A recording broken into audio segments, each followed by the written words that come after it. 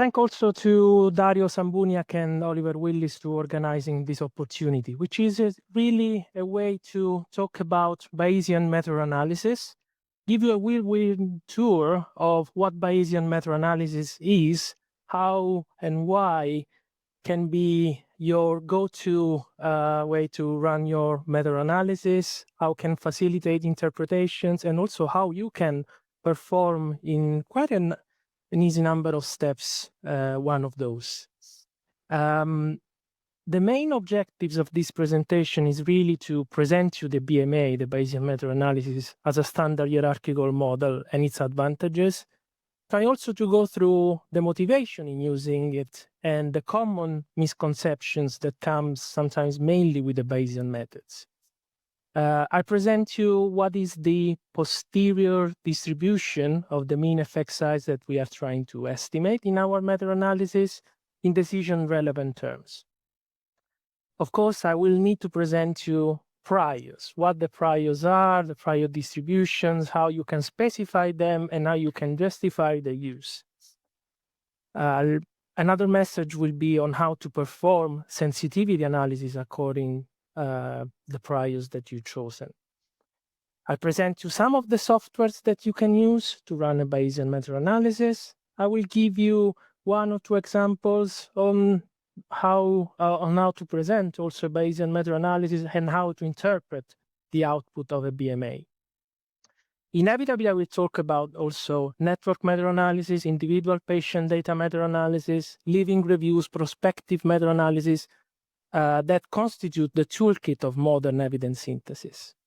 I will also give you some preliminary findings of a scoping review on BMA that we are actually performing and coming to an end.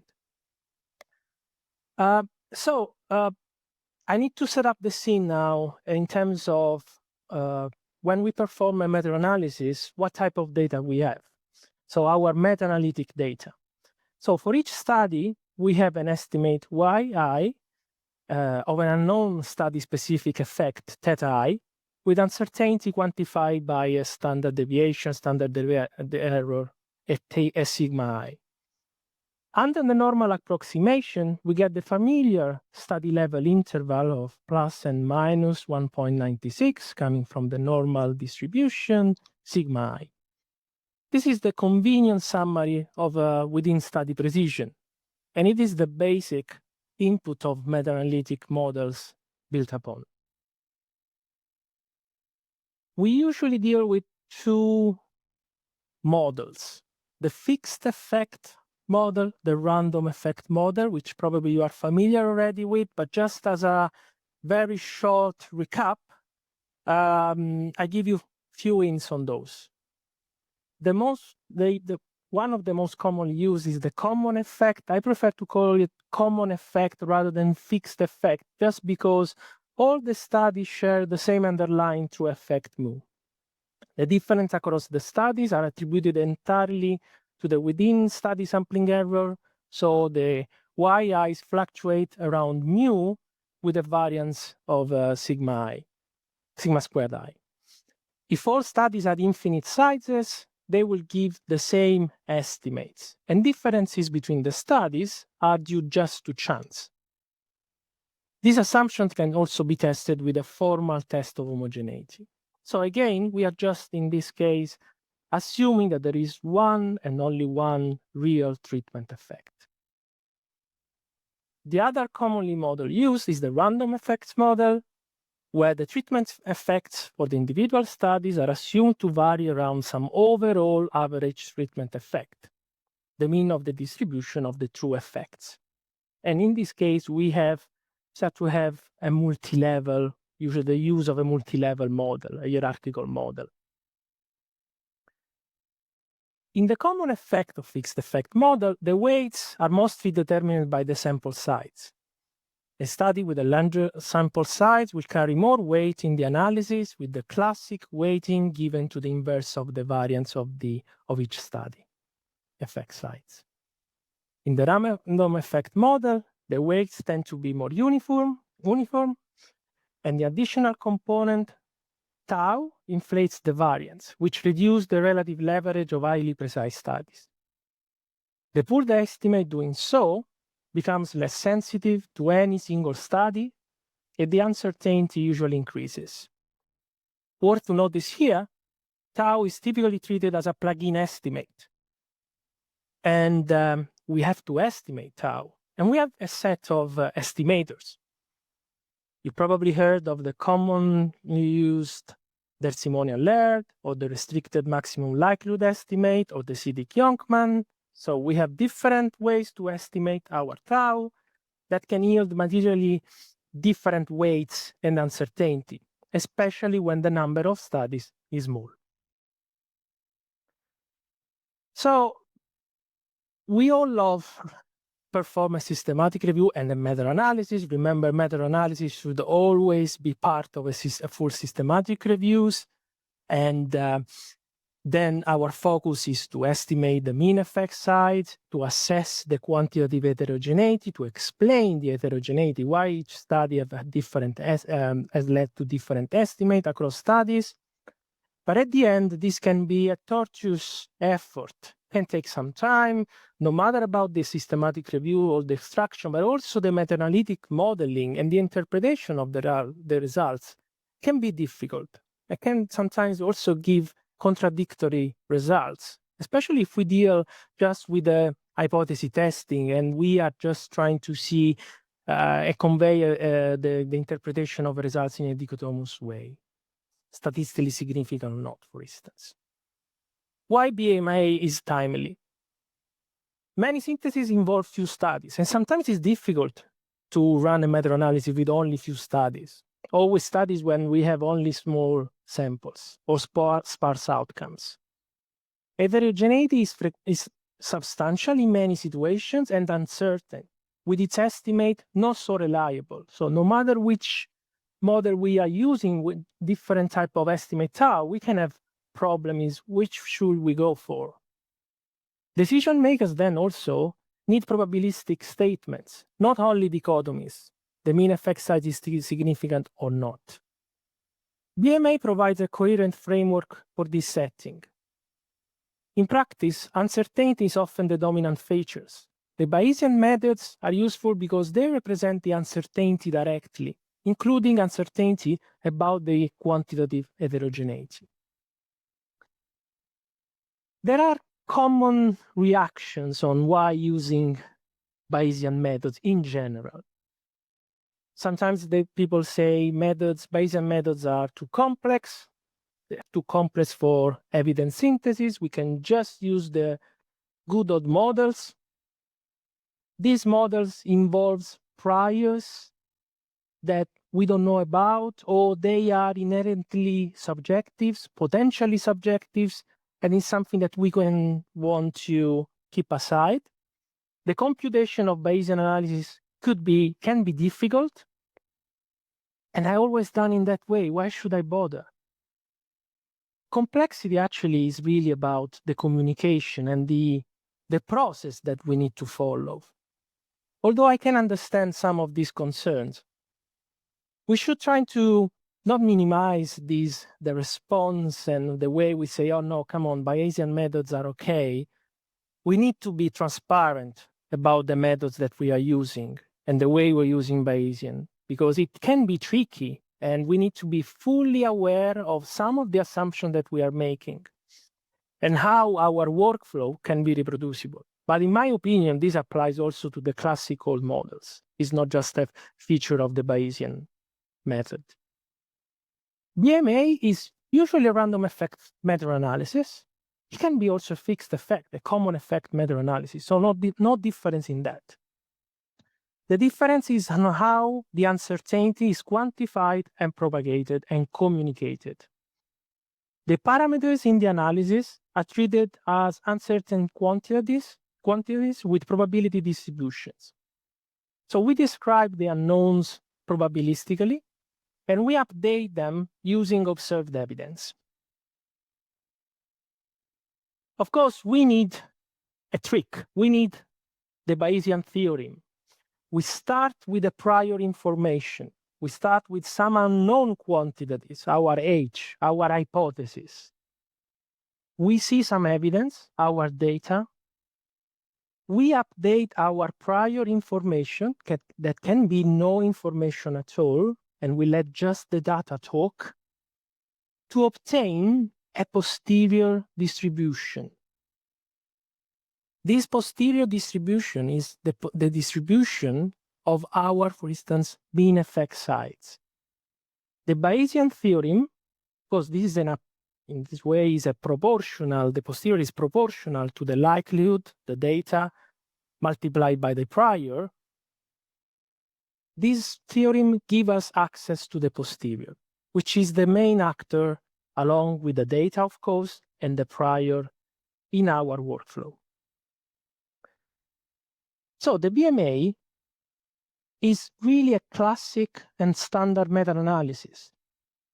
The only new ingredient here is the prior, because then the likelihood is just the data that we see and we collect and we keep on accruing.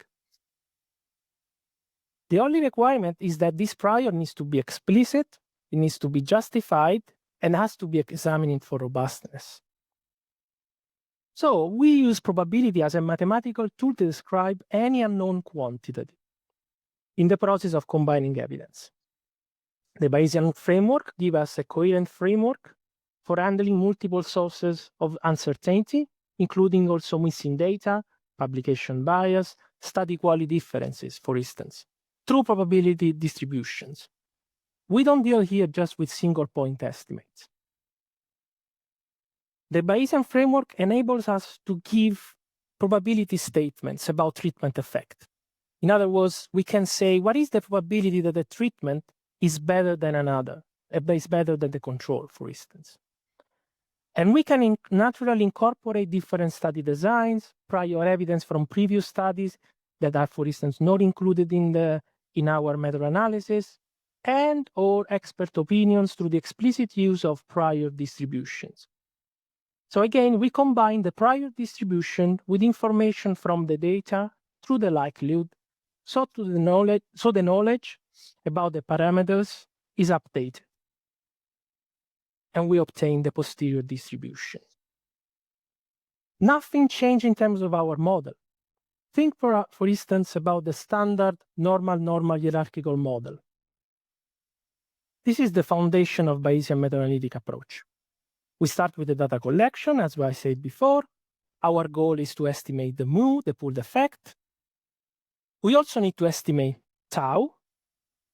In the Bayesian, we don't really have to estimate tau. We just assume a prior distribution for tau as well, the between study heterogeneity. The model has a hierarchical structure with two levels. At the first level, we assume that each observed effect size, even the true study-specific effect theta high and the standard error sigma, follows a normal distribution centered at the theta high with variance sigma I squared. At the second level, and this is what makes it a random effect model, we assume that each true study-specific effect theta I follows a normal distribution as well, centered at the overall mean with the variance tau squared. This tau squared is the between study heterogeneity. This is why we call it normal. One normal is for the normal study likelihood, and the second normal, is for the distribution of the true effects across studies.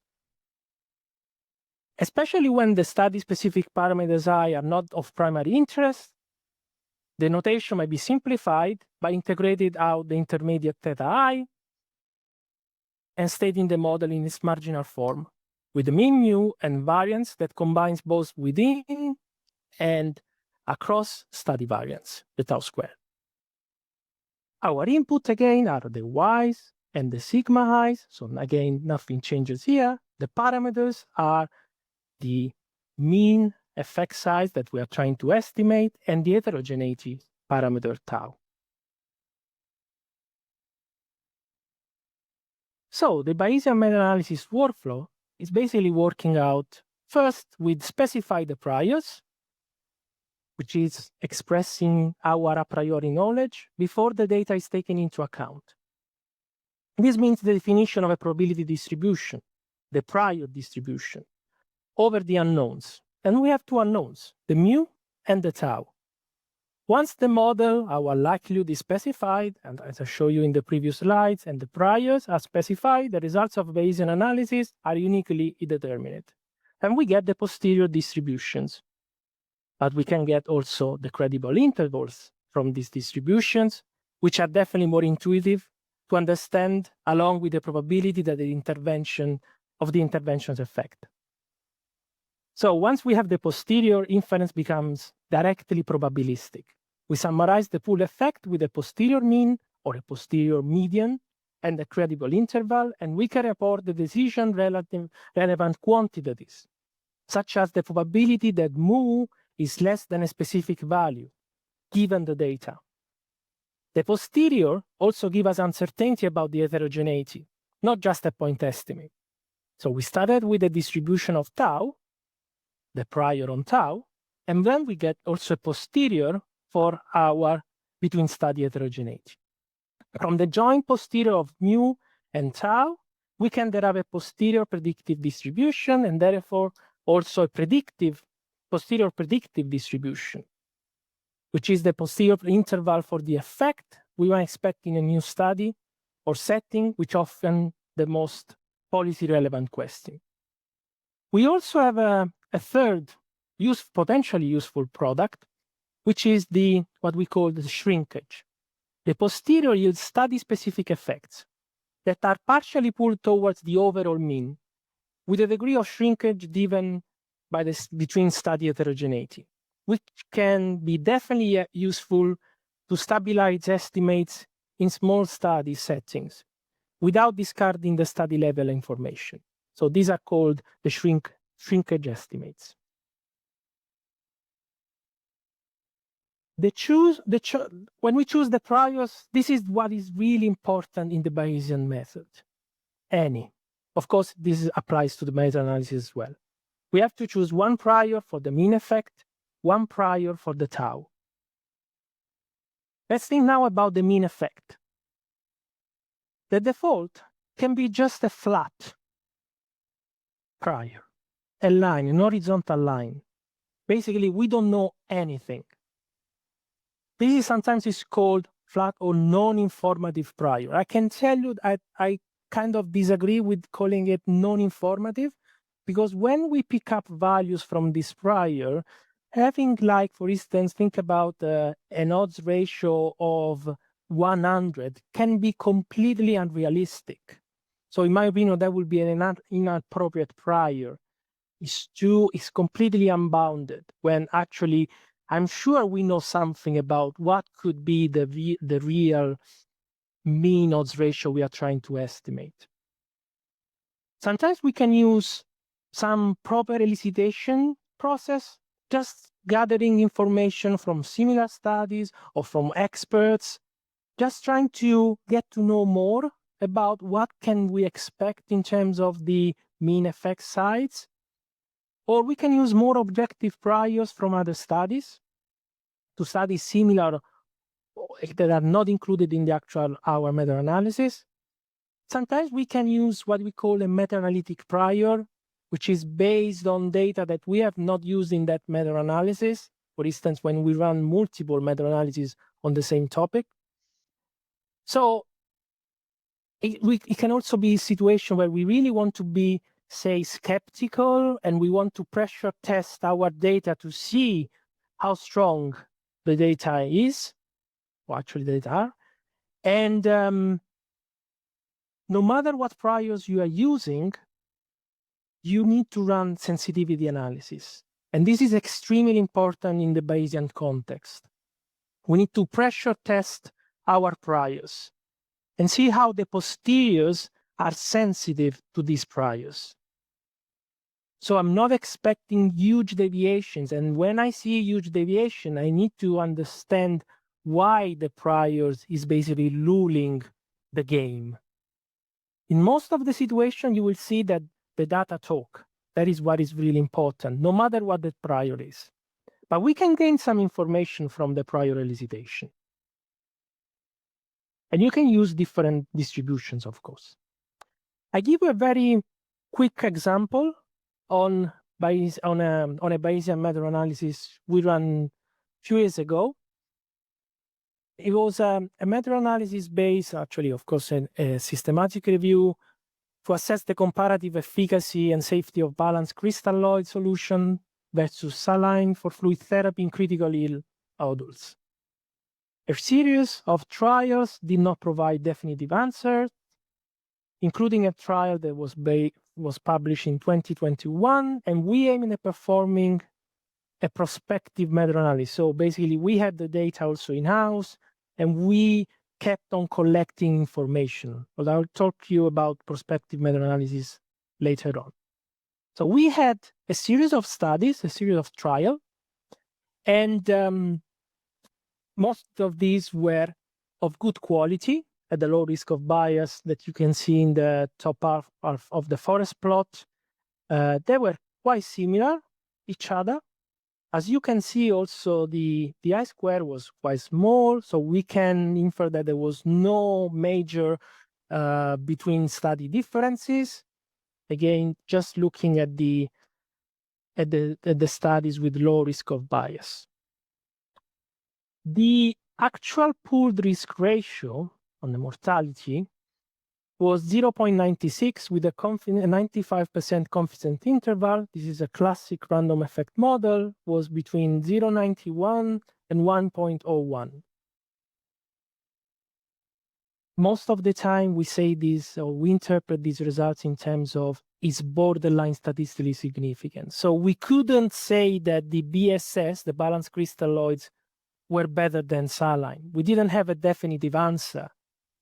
What we had as a test, formal test of the effect size being statistically significant, a borderline. I don't recall now if it was 0.055 or 0.06. No matter what, we were in those situations where if we really want to claim some effect of BSS, we should have started to say we are at the cutoff of significance of some of these weird way to try to say that we had a definitive answer or so. We ran a Bayesian meta-analysis on this.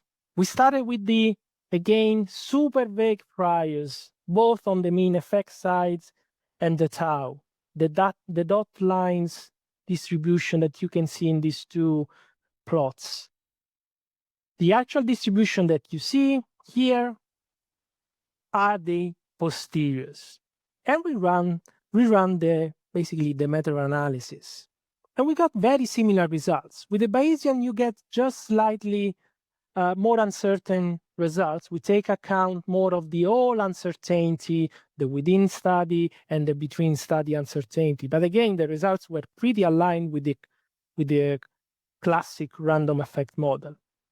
But we also have the posterior distribution. And with the posterior distribution, you can do something else, which is easily calculating the probability that your intervention is better than the control. And using basically the same results of the classic model, just using, again, vague priors, because if you use vague priors, you get exactly the same results of the frequentist. We could show, and we could calculate from this posterior that is in the bottom part of the graph, the cumulative probability. What we were interested here is to show that the cumulative probability of the risk ratio being less than the null, the 1, it was, so BSS beneficial versus saline intervention, an 89.5%. So quite a striking result. Just handling the posterior. Again, the results are completely aligned with the classic model. So some advantages of the Bayesian meta-analysis is that we can use this flexible approach, specifying prior information before data are taken into account. The today posterior can become a prior for tomorrow. Imagine that from now on, we start to collect other studies. What we have observed so far can become the prior for another shot of another run of your meta-analysis.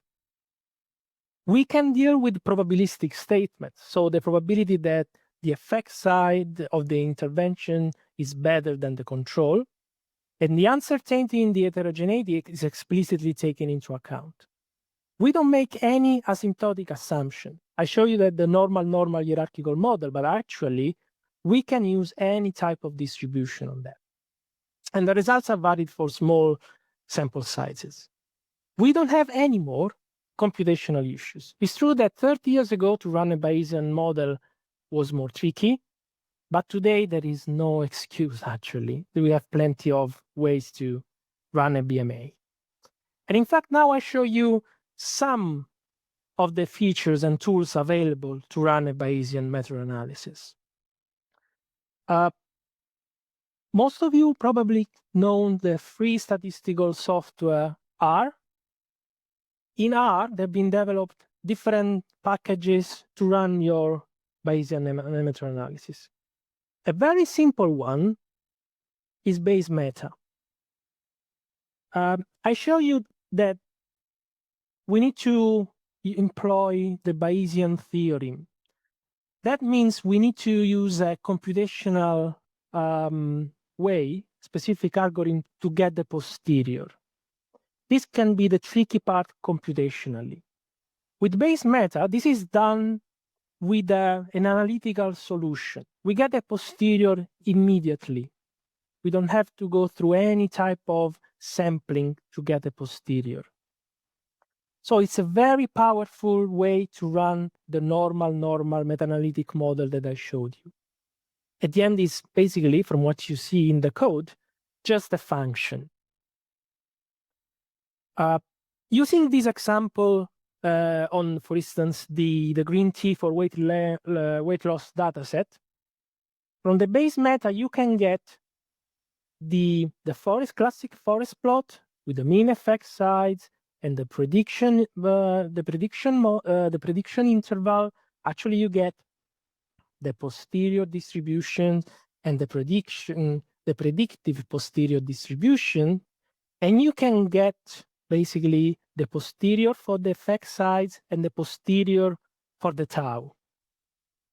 So Bayes Meta is a very convenient way to quickly run a Bayesian meta-analysis. Just look at the code that I put here. Again, what you need to specify, apart from giving the function the mean differences in this case and the standard error of each study, you need to provide the mean value of your prior distribution for mu and the standard deviation. In this case, I put a 0.3, and then the same for a tau. In this situation, I put a function of giving to the Bayes Meta function an half normal. Why an half normal for tau? Because at the end, the heterogeneity parameter is a standard deviation, so it can only be positive. We have also another very flexible package, which is BRMS.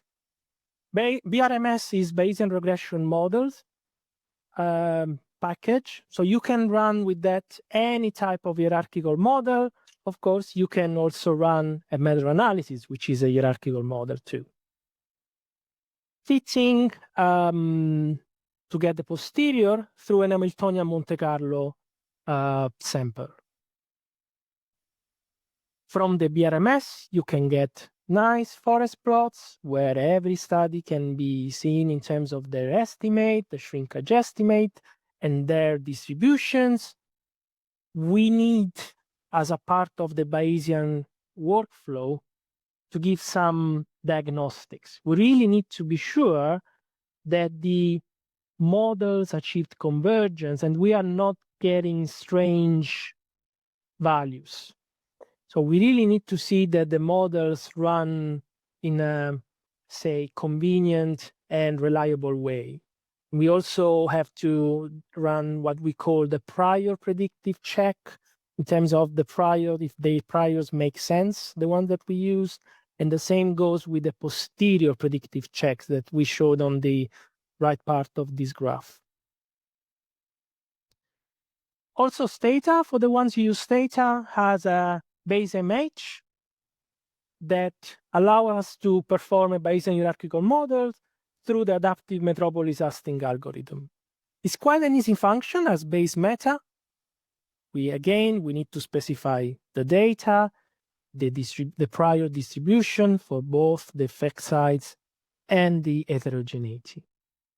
From data, you can have the classic tabular format output and also nice forest plots.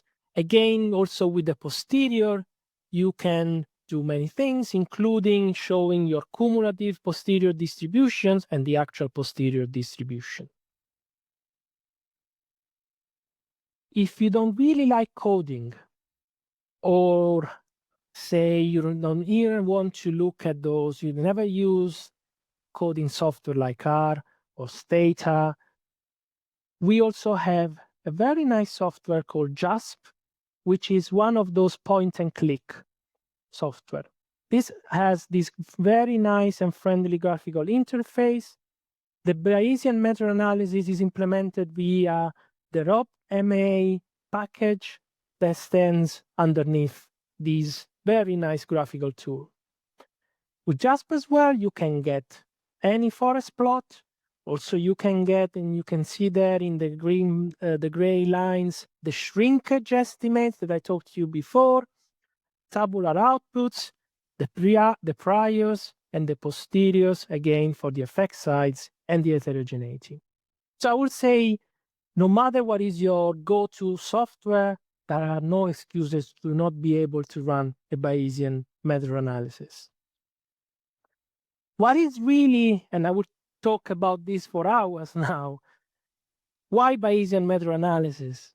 You can handle any type of non-normal mean effects or half-normal heterogeneity. You can really use any empirical values, for instance, and you can also, remember, once you run the meta-analysis, you can go through meta-regressions explaining the reasons of potential heterogeneity. You have a very flexible and powerful tool to run this analysis. You can also have, with Bayesian meta-analysis, a very elegant way to address publication bias via robust BMA, via model averaging, as they're called, of models with and without publication bias, and let the posterior model weights the quantify evidence for bias and adjust the pooled effect. You can treat missing data. Imagine that you collect the data, you have your mean effect sizes, but the study did not report the standard deviation. Should you exclude the study? With Bayesian meta-analysis, this is not a problem. You don't exclude that study because your missing data become a distribution. You can also more elegantly assess situation where you have, for instance, trial evidence, observational evidence, and you want to combine the two. You can have different weights, down weighting, for instance, the observational evidence, or you can use your observational evidence as a objective prior of your effect size and update that objective prior with the evidence coming from the trials. You can have different sources of evidence. You can combine those, including also expert opinions. And also, there are some meta-analyses that are based on, and most of my talks so far have been dealing with the aggregate data meta-analysis. What if you have some trials in-house, for instance? You have a mixture of individual patient data and aggregate data. You can mix the two in a very elegant way. I've been dealing with head-to-head comparison, but remember that there are situations where your full evidence set is based on a plethora of interventions, for instance. I'm not sure, you might be surprised to hear that the actual network meta-analysis was formalized and developed primarily within a Bayesian meta-regression framework. So NMA started as a Bayesian meta. Individual patient data is super powerful. You probably know that it's the best way to, for instance, assess treatment covariate interactions, so the assessment of the heterogeneity. What if some of the studies are available in-house as IPD and some others are not? You might go with simple solutions, which is like use the aggregate data to form your meta-analytic prior and run your data, your analysis based on the IPD using priors on the meta-analytic priors once. Or you can more elegantly just run, if you have only IPD's data, in a very elegant way with within the Bayesian framework. Then we have living systematic reviews that are continuously updated, more or less continuously. You can have important to predefine your frequency, and they go along with prospective meta-analysis, where you keep on accruing state as they are published, or they are published just to favor the results as they're coming through. And this is where we can apply that paradigm that today posteriors become tomorrow priors. So we can keep on shaping our priors according to the posteriors of yesterday, and as we keep on accruing our data. This is where Bayesian meta-analysis can really be informative. We have sometimes what we call the real-time meta-analysis, which are sometimes you have a trial in-house, you are ready to publish that trial results. In the meanwhile, you kept on accruing data and information, or whether on an aggregate level or an individual patient level from your systematic review, and you can perform on real time your meta, keeping on accruing that data. Also remember that systematic reviews and meta-analysis can inform the design and the actual planning of new studies. Your estimates can inform the sample size calculations of a new trial. Also, meta-analysis can also say enough is enough. At some point, you can say that there won't be any evidence, or you will need, say, a sample size of n equal to infinity to revert your conclusion, to move, for instance, your posterior distribution as such to change your conclusions. We performed, and just before I conclude, 2 scoping reviews on Bayesian meta-analysis and the uptake of Bayesian meta-analysis. The first one was published by Robert Grant in 2018, and now the second is actually ongoing, and we hope to finalize in the next month or so. The first scoping review on Bayesian meta-analysis had really the main finding was most of the Bayesian meta-analysis, not surprisingly, were network meta-analysis, and there were many reporting problems in terms of the reproducibility of the methods, the justification of priors, and one main hurdle in the uptake of Bayesian meta was computational intense. The coding was difficult. We published recently a protocol, and we are now getting the results from our updated Bayesian meta. The good news is that we are seeing an increase in the number of Bayesian meta-analysis performed, and here we excluded the network meta-analysis. We are talking here just about head-to-head comparison in biomedical science. We collected and included more than 600 papers on BMA. Main results, again, takes with some pinch of salt as we are getting through these results. Very positive news. More than 90% reported the specific model used. 86% reported the software that was used. 63.5%, which we could do better, to be honest with you, reported the prior distribution, which are fundamentally important. 42% reported BMA alongside the results of frequencies meta-analysis. And now some more critical warnings. Only 40% made the data available.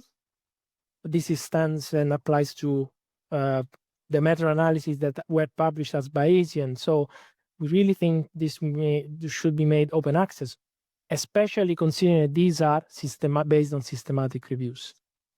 Around 30% conducted sensitivity analysis on priors, and this is what I'm really picky about. We really need to conduct sensitivity analysis on priors to fully justify our method. Only 1 out of 5 produce the code, and if we want to favor the uptake of BMA, it's really important to share the code as well as the data. Less than 10% reported or hinted at a Bayesian workflow. And I think what is really important is to improve the way we use the data, but also communicate our result and especially communicate the process. If we are not able to convey the process that we followed in a clear and transparent way, we won't go that far with BMA. That anyway can definitely, as I told you in one of my first few slides, can definitely help the developing of better guidelines, facilitate the decision-making process, the clinical decision-making process. And this was my last slide. In this case, Leonardo DiCaprio is asking for help.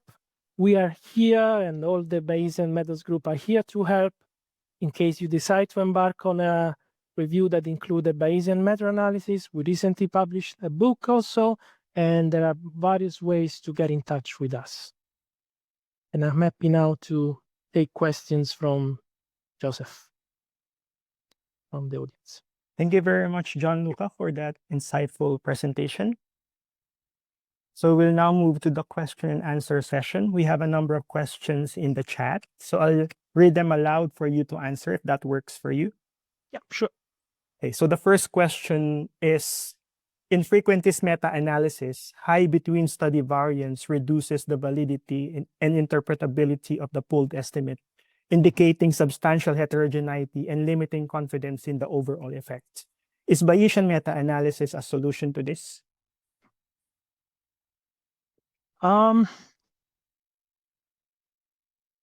This is a very good question, and I wouldn't say that the statistical method can solve a problem of high heterogeneity across studies.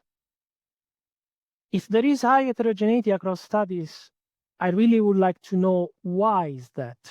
And is the process of meta-analysis at all reliable? Because we might even be in a situation where we shouldn't pull those results. So for sure, I can estimate tau in a proper way, and imagine I have high heterogeneity, and my joint distribution can help me in getting a more reliable posterior. But my first point would be, can we really pull those results? For sure, where Bayesian meta-analysis can help is when we have few studies and very small sample sizes where the heterogeneity can be difficult to be estimated, and so the frequentist model can, say, get into trouble. Bayesian can help. But the other way, in high heterogeneity situation, I will first question why so. Thanks, Gianluca. The next question is, in frequentist meta-analysis, we use the Hartung-Knapp-Siddiq-Jonkman adjustment for the CI in a few number of study settings.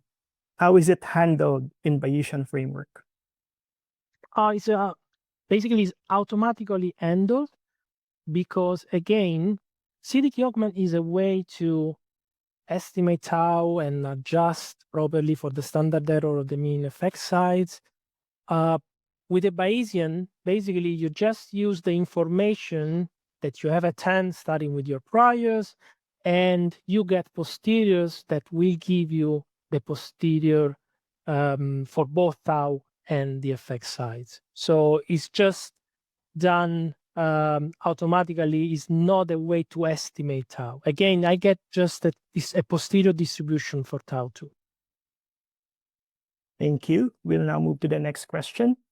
Is there a notion that when tau is too big, we should not rely on the mean effects? If so, how to know when tau is too big? Is there an equivalent in Bayesian to the frequentist Cochrane skew test? No, we don't have hypothesis testing as such in the Bayesian framework.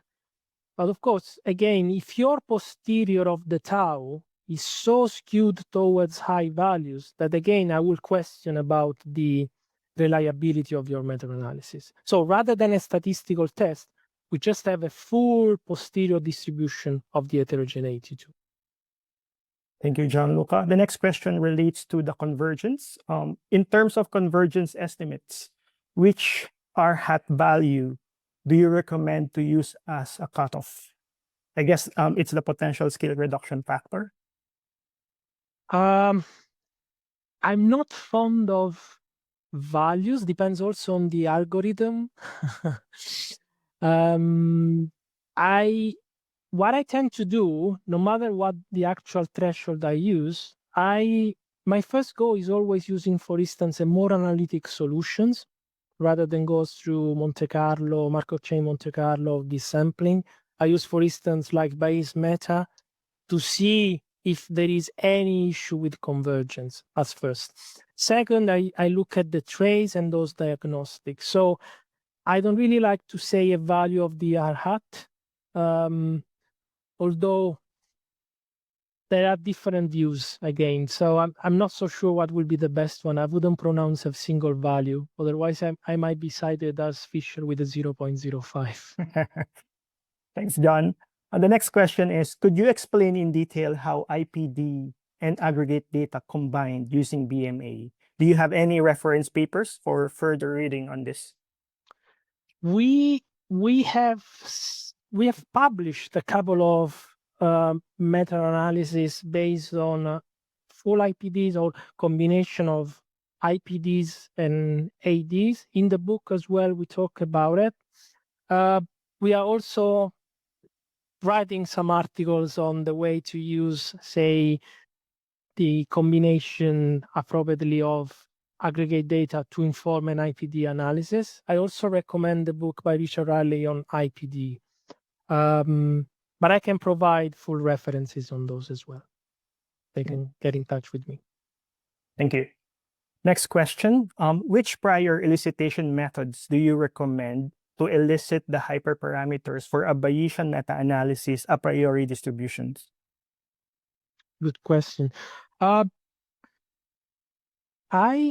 starting point for instance, heterogeneity is always a library of Tanna, which published a plethora of tau according to different situations and produced like values and some uncertainty around those. That is really where I place my priors on tau, at least one of the priors on tau. When those are not available, I want to accompany a more formal analysis. The elicitation on prior can be done more easily for the effect sides, and we can use like the shelf tool that was developed by the University of Sheffield. You can find on their website Shelf. It's a nice way to elicit priors from experts, and there are also various tools, trying to apps as well, in way to just asking people what is the probability that you think this intervention is better than the other by 5, 10, 20%. And you can have, say, empirical distribution, which are a bit like histogram-based distributions. Again, the transparency here becomes key because you really need to show how you produced your prior that you use in your analysis. Thanks, John. So the next question relates to the prior choice and prior distribution. So I'll just combine these two questions because I think they are related. So the first one is, how do you justify prior choice to skeptical reviewers, especially in regulatory HTA submissions, where subjective priors might face scrutiny? And then the other question is there a right prior distribution as such? If so, how do we know what is a good prior distribution? And are there diagnostics to check for the prior distribution? Yes. Okay. I start with the latter, which is easier to some extent and shorter as an answer, which is we have diagnostic for priors. in terms of are they sensitive choices? Are they producing results that are reliable? And so we definitely have checks prior. It's called also prior predictive checks.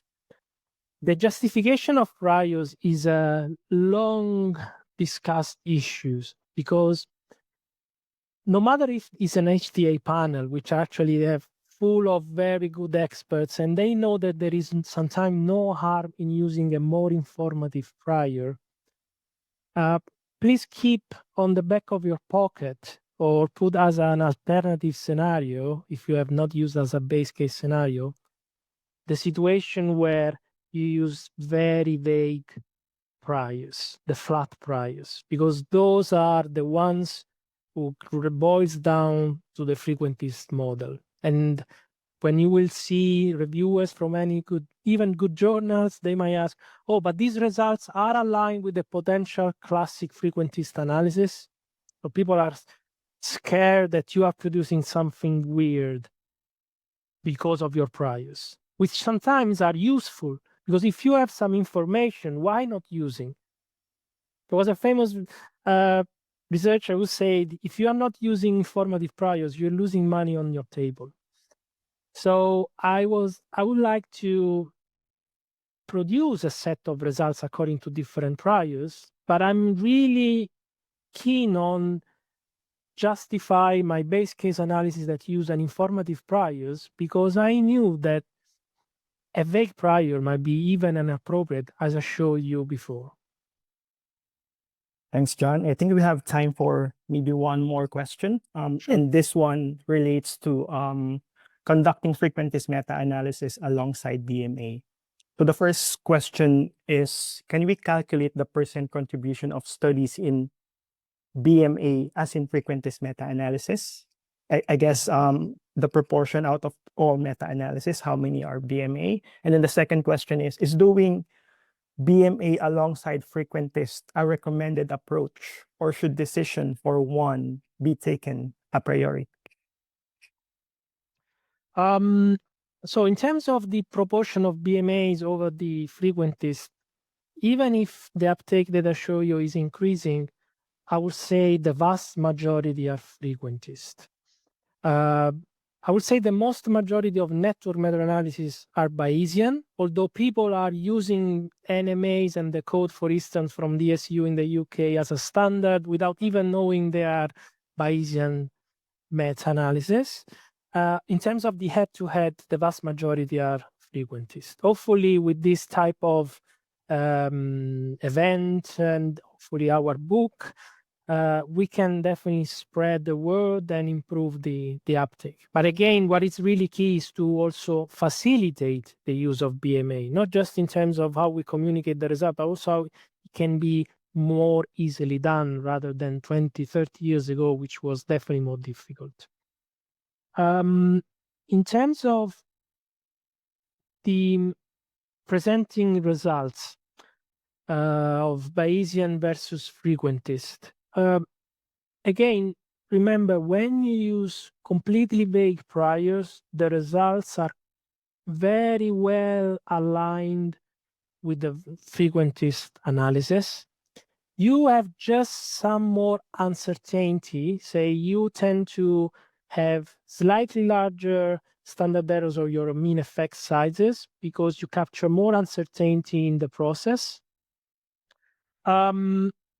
You can rerun your analysis in a classic frequentist using Revman or Stata or whatever, or metaphor in R, but you will see that the results are super aligned. So you might even just run a Bayesian meta with vague priors to show that you didn't introduce any weird prior.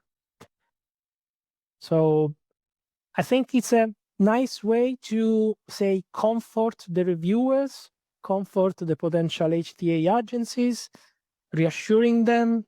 But again, does it really make sense to use those vague priors as your base case unless you don't really know anything? But at least trying to restrict the boundaries, the confidence, say the limits of your prior distributions. Yeah.